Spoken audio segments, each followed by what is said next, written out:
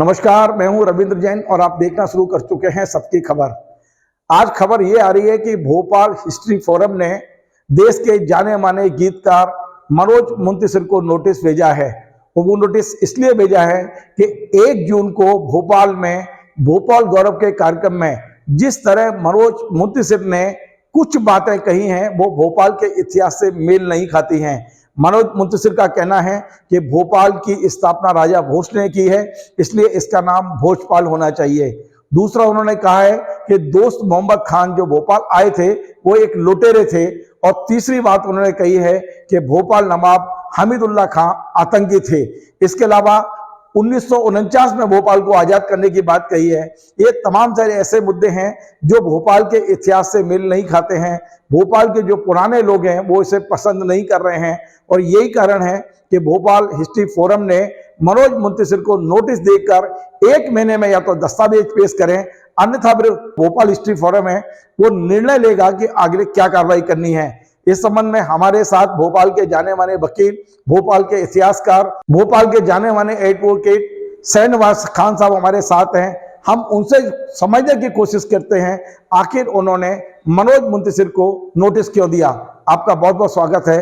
पहली बात तो मैं आपको एक बात और कह दूं कि उन्होंने एक बात और कही थी, भोपाल 1949 में आज़ाद हुआ था। दूसरी बात ये भी शामिल है उसमें। और मैंने जो है वो नोटिस भोपाल हिस्ट्री फोरम की तरफ से दिया है। और नोटिस देने की एक वजह यह भी है कि मुंतशिर साहब ने अपने भाषण में ये कहा कि ये हिस्ट्री का मामला है, कोई अगर किसी को ये मालूम हो कि मैं गलत कह रहा हूं तो मुझे बताए। तो उनके कहने पर ही हम ये बता रहे हैं कि आपने जो कुछ कहा है वो सत्य नहीं है। हमने ये भी लिखा है उनको कि भोपाल के कुछ लोगों ने आपको इतिहास की गलत जानकारी दी है, इसलिए जो है आप जो है अगर आप सच बोल रहे हैं तो आप अपने ऐतिहासिक तथ्य हमें दीजिएगा, ताकि हम जो भोपाल हिस्ट्री फोरम वाले भोपाल की नई हिस्ट्री लिख रहे हैं तमाम पहलुओं को शामिल करके उसमें उसको शामिल कर लेंगे। आप बता दीजिएगा, इसलिए हमने उनको जो है नोटिस दिया है।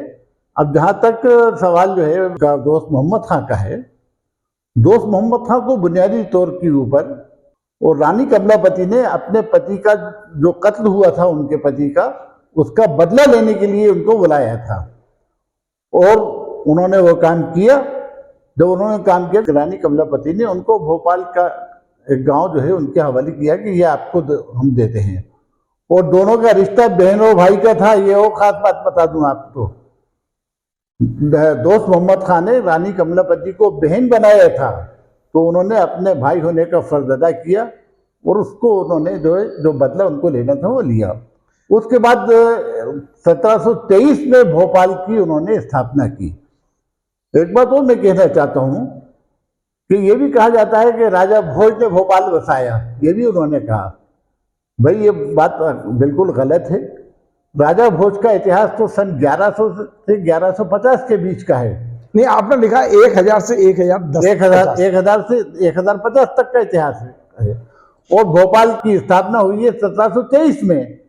तो भाई 1050 से लेके 1723 तक कौन शासक थे, किसने शासन किया, कौन से राजा भोज ने यहाँ पे शासन किया, कहाँ पे उनकी बिल्डिंगें थी और क्या क्या उन्होंने बनाया था, वो तो उन्होंने भोपाल में जो है अपनी बीमारी से छुटकारा पाने के लिए, किसी ने उनसे कहा था कि 7 तालाबों का पानी जो है आप इस्तेमाल कीजिए, आपको ठीक हो जाएंगे। तो उन्होंने भीमबेटका से लेके धार तक 7 तालाब बनवाए थे उन्होंने, जिसमें भोपाल का ताल भी शामिल है। तालाब के अलावा कोई और बिल्डिंग हो, राजधानी हो, गांव हो उस नाम का, तो आप बता दीजिएगा, हम अपनी हिस्ट्री में उसको शामिल कर लेंगे।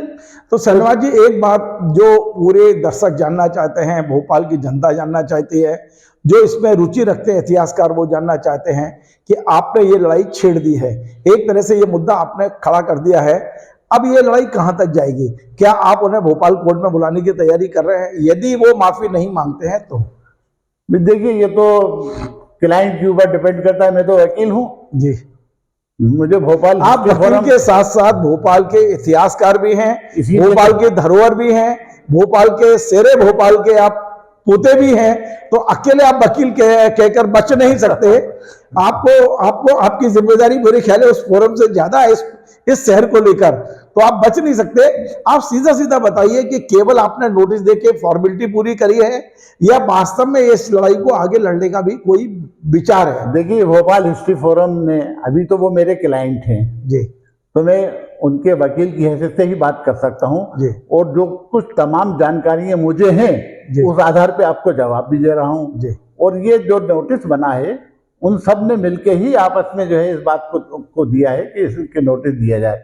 और अगर वो सेटिस्फैक्ट्री जवाब देते हैं तो जैसा मैंने पहले कहा कि अगर वो उनके पास कोई रिकॉर्ड है तो हम अपने हिस्ट्री में शामिल कर लेंगे, नहीं तो उसके बाद फिर उनका जवाब आने के बाद तय करेंगे कि क्या आगे कदम उठाया जाए। अभी एक अंतिम सवाल है कि हमें ये खबर आ रही है कि मनोज साहब को भी ये जानकारी मिल गई है कि भोपाल हिस्ट्री फोरम में उन्हें कुछ नोटिस भेजा है और उन्होंने वहां से अनऑफिशियल ये भी कहा है कि मैं अपनी बात पर अड़ा हुआ हूं। यदि वो अपनी बात पर अड़े रहते हैं और किसी प्रकार का कोई दस्तावेज नहीं देते हैं, तब आप क्या करेंगे? महीना तो निकल जाने दीजिए, उसके बाद फिर डिसाइड करेंगे। 1 महीना निकल जाए, यानी कि नोटिस पीरियड निकल जाए, उसके बाद तय करेंगे। तो आपने देखा शाहनवाज साहब ने बड़ा स्पष्ट कहा है कि उनके पास तमाम दस्तावेज हैं, वो इंतजार कर रहे हैं मनोज मुंतशिर साहब के जवाब का। जवाब आने के बाद में जो हिस्ट्री फोरम है, भोपाल हिस्ट्री फोरम, वो बैठेगा और निर्णय लेगा कि इस लड़ाई को कहां तक ले जाना है। हमारा ये कार्यक्रम आपको पसंद आए, इसे शेयर करें, लाइक करें, कमेंट करें और आपसे बार बार निवेदन है हमारे इस चैनल को सब्सक्राइब अवश्य करें। धन्यवाद।